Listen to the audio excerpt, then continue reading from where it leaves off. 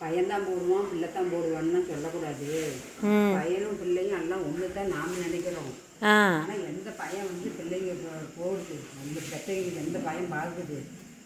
பிள்ளைங்களாச்சும் கல்யாணம் பண்ணி கொடுத்தனா வந்து கூட அப்பா அம்மானு ஒரு நாளைக்கு வந்து பார்த்துட்டு போயிடுங்க. பசங்களை வந்து வீட்டில் இருந்துட்டு எந்த பையங்கன்னு பார்க்குதுங்க. அதுக்கு மருமகளும் வந்துட்டாலாம் நம்மளை வந்து ஓரம் கட்டி விடுறாங்க.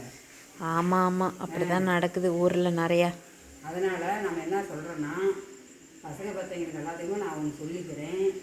இருக்கும்போதே நம்ம வந்து 10 முதல் காசு வந்து நம்ம கையில் வச்சுக்கலாம். அவங்க நம்ம எதிர்பார்த்துட்டுலாம் இருக்க முடியாது.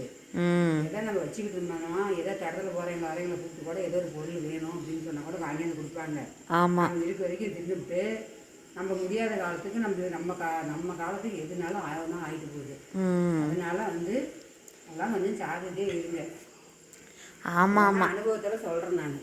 ஒரு சிலர் தான் வந்துட்டு அப்படி பார்த்துக்கிறாங்கல்ல பெற்றவங்கள நல்லா. ஒரு சிலர் 100ல் ஏதோ 5% 10% தான் பார்த்துக்கிறாங்க கண்ணு. யாரு கண்ணு அப்படி பார்க்குறாங்க? யாரையும் நம்ப முடியாது. அதனால நாம் வந்து கொஞ்சம் கொஞ்சம் காசு ஏதோ இருக்கும்போது கொஞ்சம் கொஞ்சம் காசு சேர்த்து வச்சுக்க வேண்டியதுதான். ஏதோ காசு இருக்குதுன்னு சொல்லி தெம்பானேசி இருக்கலாமே. ஆமாம், கடைசி காலத்தில் என்ன நடக்கும்னு யாருக்கு தெரியும்?